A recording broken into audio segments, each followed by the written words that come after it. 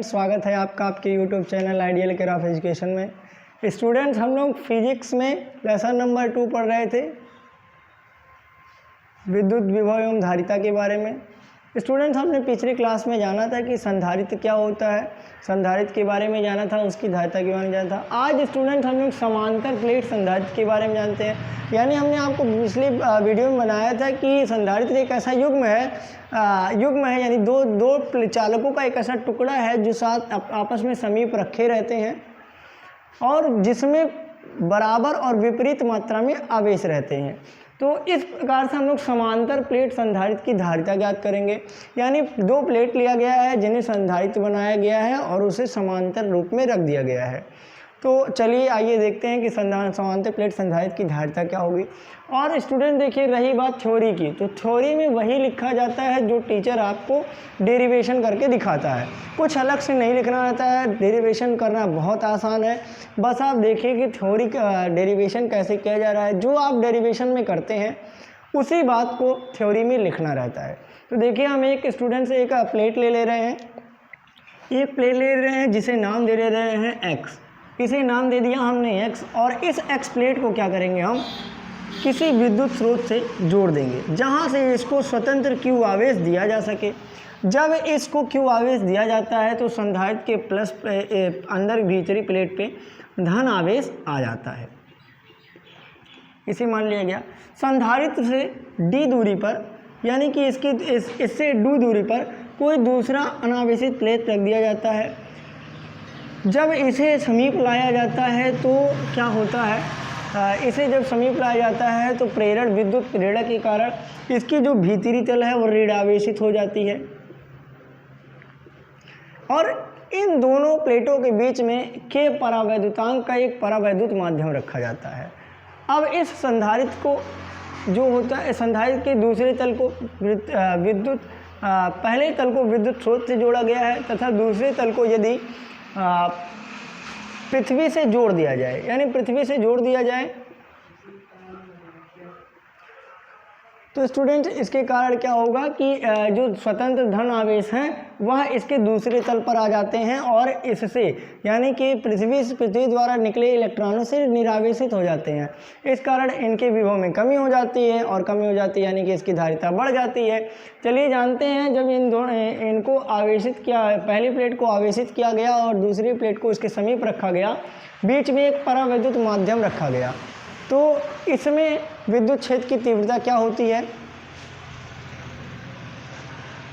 Students, video ज़्यादा लंबी ना हो इसीलिए हम लोग पहले से ही इसको लिख लिया जाता है थ्योरी को, ताकि ज़्यादा वीडियो लंबी ना हो, क्योंकि वीडियो ज़्यादा लंबी हो जाती है तो बच्चे उसे देखते नहीं हैं। अगर शॉर्टकट में बात की जाए तो इसके थ्योरी की, तो कुछ थ्योरी ऐसे लिखा जाएगा जो हमने आपको बताया है कि पहली प्लेट जो है इसे विद्युत स्रोत द्वारा जोड़ दिया जाता है जिससे इसके प्लेट के भीतरी तल पर धन आवेश आ जाता है और इससे d दूरी पर एक दूसरी प्लेट ऋणावेशित प्लेट, एक अनावेशित प्लेट को रखा जाता है और अनावेशित प्लेट को जब पृथ्वी से जोड़ा जाता है तो प्रेरक एक विद्युत प्रेरण के कारण इसमें ऋणावेश आ जाता है। तथा स्टूडेंट, जब इसे समीप लाया जाता है यानी रखा जाता है तो इसके दूसरे तल पर यानी बाहरी तल पर स्वतंत्र धनावेश आ जाता है जो पृथ्वी से निकले इलेक्ट्रॉनों द्वारा निरावेशित होता है। तो स्टूडेंट्स, इसे थ्योरी में लिखा गया है, आप इस प्रकार से देख सकते हैं कि माना दो धातु के प्लेट, यानी इसे x मान लिया है और इसे y मान लिया है। दो धातु के प्लेट हैं x और y। x वाले प्लेट को किसी विद्युत मशीन द्वारा, यानी जहां से आवेश दिया जा सके, जोड़कर धन आवेशित कर दिया गया है। यानी पहले वाले प्लेट को किसी विद्युत मशीन द्वारा जोड़ा गया है जिसे धन आवेशित कर दिया गया है। y वाले प्लेट को यानी दूसरे प्लेट को पृथ्वी से जोड़ दिया गया है, इसे पृथ्वी से जोड़ दिया गया है। स्टूडेंट, पृथ्वी से दिखाने का साइन कुछ इस प्रकार से आप दिखा सकते हैं कि इसे पृथ्वी से जोड़ा गया है। यदि विद्युत स्रोत का साइन दिखाना है तो आप इस प्रकार से दिखा सकते हैं कि विद्युत स्रोत से या फिर किसी विद्युत मशीन से जिसे चार्ज किया जा सकता हो उससे जोड़ा गया हो। अब स्टूडेंट देखिए कि जब इसे धनावेशित कर दिया गया तथा वाई प्लेट को पृथ्वी से जोड़ दिया गया, जो प्रेरण के कारण, यानी कि जब इसे हम पृथ्वी से जोड़ेंगे तो विद्युत प्रेरण के कारण इसके भीतरी तल पर ऋण आवेश उत्पन्न हो जाएगा तथा ये जो स्वतंत्र धन आवेश है यह इसके दूसरे तल पर आ जाएगा। तो प्लेटों के भी अब यहाँ पे लिखा है दोनों प्लेटों के बीच की दूरी, यानी दोनों प्लेट के बीच की दूरी को हमने डी मान लिया है, दूरी डी है। प्लेटों के बीच के परावैद्युतांक का एक परावैद्युतांक हमने मान लिया है कि कोई परावैद्युतांक है वह के है। परावैद्युतांक का एक परावैद्युत माध्यम रखा गया है। स्टूडेंट्स, अगर परावैद्युतांक की बात की जाए या फिर परावैद्युत माध्यम की बात की जाए तो कांच, मोम, इन सभी को परावैद्युत माध्यम कहा जाता है। तो यदि बात की जाए हमें इसमें जो है के परावैद्युतांक का कोई माध्यम है उसे रख दिया गया है। माध्यम जब रखा गया है तो उस पर विद्युत क्षेत्र जो होगा वो होगा E बराबर सिग्मा अपान एप्सिलॉन नॉट के। स्टूडेंट देखिए, यहाँ पर बात की जाए अगर तो हम जानते हैं एक परावैद्युत माध्यम को रखने पर विद्युत क्षेत्र E बराबर सिग्मा अपान के, ये कहाँ से आया? हमने पिछले जब हमने आपको गॉस के अनुप्रयोग करा रहे थे तो उसमें बताया था कि किसी प्लेट पर यानी पृष्ठ पर जो पृष्ठ के कारण जब विद्युत क्षेत्र होता है वह कुछ इस प्रकार से होता है। यहाँ पर ये जो आपको आधा ना दिखाई दे रहा है वो आधा ना होकर इसे बोलते हैं सिग्मा। और सिग्मा क्या होता है? हम जानते हैं कि सिग्मा बराबर होता है Q अपान में A, यानी कि पृष्ठ आवेश घनत्व। यहाँ पर सिग्मा क्या है? पृष्ठ आवेश घनत्व है, पृष्ठ आवेश घनत्व है। और यहाँ पर हम जानते हैं कि Q आवेश है, A और क्या है? A एरिया है, यानी कि उसका क्षेत्रफल, यानी कि आवेश प्रति क्षेत्रफल को ही उसका पृष्ठ आवेश घनत्व कहते हैं। और यदि बात की जाए सिग्मा की तो सिग्मा का मात्रक होता है कूलाम पर मीटर स्क्वायर। तो यहाँ से विद्युत क्षेत्र हमें निकला E बराबर सिग्मा अपान एप्सिलॉन नॉट के। यदि यहाँ से विद्युत क्षेत्र का लिखा जाए तो स्टूडेंट्स आप सबसे पहले इस थ्योरी को नोट कर लीजिए, फिर आगे बढ़ा जाए, क्योंकि यहाँ पर बोर्ड पे जगह कम है। तो देखिए अब हम लोग डेरिवेशन करेंगे इसका। तो हमने जाना कि विद्युत क्षेत्र जो हो गया वो E बराबर निकला, E बराबर सिग्मा अपान में एप्सिलॉन नॉट के। स्टूडेंट्स, यदि बात की जाए के की तो के एक परावैद्युतांक है, एक परावैद्युत माध्यम का परावैद्युतांक है जिसे हमने के मान लिया है। और यहाँ से यदि बात की जाए तो हम जानते हैं सिग्मा बराबर होता है Q अपान में A। तो इस प्रकार से हम यहाँ पर सिग्मा की जगह पर सिग्मा की यहाँ पे Q अपान A रख सकते हैं। इसे मान लेंगे समीकरण नंबर 2। देखिए स्टूडेंट्स, डेरिवेशन बहुत आसान है, बस आपको स्टेप्स याद रखना और एक दो बार प्रैक्टिस करनी है, आपको सभी डेरिवेशन आ जाएंगे। प्रैक्टिस पर ही डेरिवेशन है, यदि आप चाहें कि इसे रट ले तो आप इसे रटेंगे नहीं। तो इसे हमने मान लिया समीकरण नंबर 1। और स्टूडेंट जानते हैं कि जब हम किसी विद्युत मशीन से आवेशित करेंगे तो इसके बीच का कुछ विद्युत विभव होगा, तो उस विद्युत विभव को लिख लें। और इनके बीच की दूरी d है। तो हम लोग जानते हैं विद्युत प्रवणता के बारे में, इसी चैप्टर में हमने शुरुआत में आपको पढ़ाया था कि विद्युत प्रवणता क्या होता है, यानी विभव में परिवर्तन बटा दूरी में परिवर्तन के अनुपात को ही क्या कहते हैं? विद्युत प्रवणता कहते हैं। तो स्टूडेंट्स हम जानते हैं यहाँ पर यदि बात यही लिख लें, यदि प्लेटों के बीच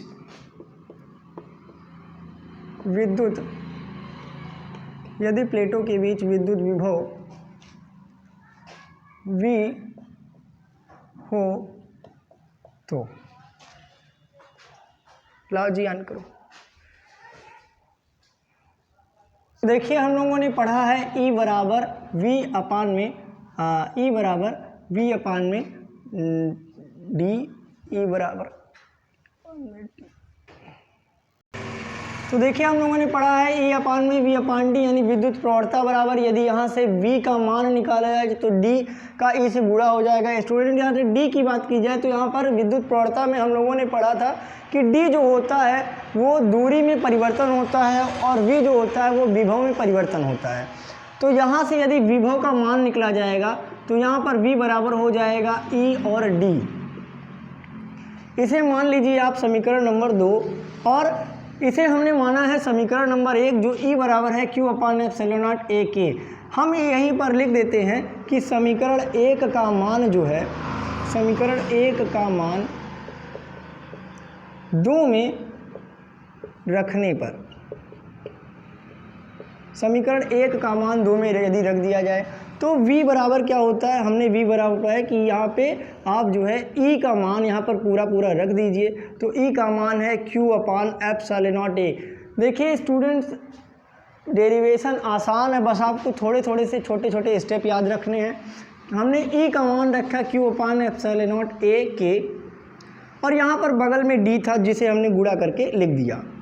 अब इसे मान लेते हैं समीकरण नंबर 3, और जानते हैं स्टूडेंट्स कि संधारित्र है तो उसकी कुछ धारिता होगी, इसके बारे में लिखेंगे। इसे फिगर आपने नोट कर लिया है तो इरेज कर दें। तो देखिए मान लेते हैं यदि समांतर प्लेट संधारित्र की धारिता C हो, यहाँ पर इसी बात को लिख लेंगे। यदि समांतर प्लेट संधारित्र की धारिता C हो तो, यानी संधारित्र प्लेट की धारिता स्टूडेंट्स हम लोग जानते हैं C बराबर क्या होता है, Q/V। स्टूडेंट्स हमने इस संधारित्र की धारिता के बारे में पढ़ा था। इसे मान लेते हैं समीकरण नंबर 4, और इसी समीकरण नंबर 4 में समीकरण नंबर 3 का मान, यहाँ यानी कि यहाँ पर V का मान हम पूरा यहाँ पर रख देते हैं और हमें समांतर प्लेट संधारित्र की धारिता मिल जाती है।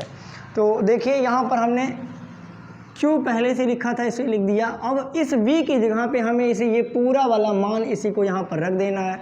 यहाँ पर लिख सकते हैं समीकरण 4 में 3 का मान रखने पर, तो यहाँ पर पूरा मान यही यदि यहाँ रख दिया जाए तो हो जाएगा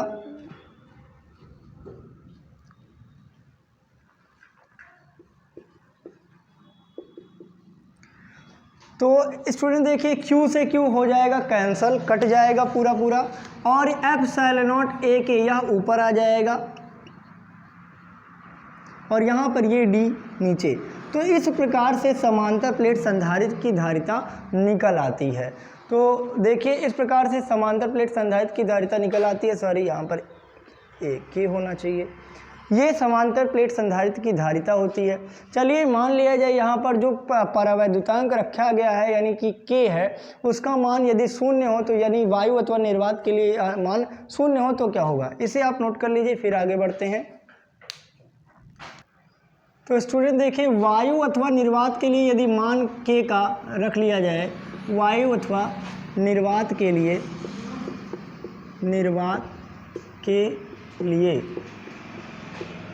संधारित्र की धारिता, वायु अथवा निर्वात में, यहाँ पर में भी कह सकते हैं हम, संधारित्र की धारिता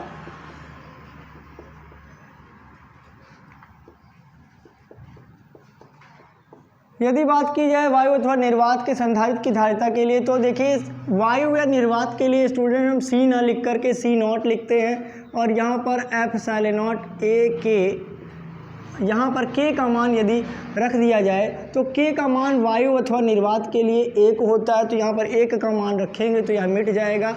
यानी कि वायु अथवा निर्वात के लिए संधारित्र की धारिता कुछ इस प्रकार से निकल आएगी, और यहाँ पर हमारा डेरिवेशन समाप्त होता है। यदि देखा जाए संधारित्र की धारिता, आप इसे समीकरण से समझ सकते हैं कि इसे मान लीजिए समीकरण नंबर 6 और यह समीकरण नंबर 5। तो समीकरण नंबर 5 को 6 से भाग देने पर, देखिए स्टूडेंट परावैद्युतांक की यदि बात की जाए भाग देने पर, तो इसे भाग दे दीजिए। तो समीकरण नंबर 6 हमने माना है, समीकरण नंबर हमने 6 माना है और 5, इसे यदि भाग दे दे तो C/C0 हो जाएगा, और इधर ε0a के, और नीचे अपान D अपान में ε0a अपान में D। तो यहाँ से यदि देखें तो ε0a पूरा कट जाएगा, D से D पूरा कट जाएगा, तो यहाँ पर आ जाएगा C/C0 बटा K। यानी कि यहाँ पर हम कह सकते हैं कि जो परावैद्युत माध्यम रखा गया है उसका परावैद्युतांक जो है वो संधारित्र की धारिता के, किसी परावैद्युत माध्यम में संधारित्र की धारिता के तथा वायु अथवा निर्वात के संधारित्र की धारिता के अनुपात को ही उसका परावैद्युतांक कहते हैं।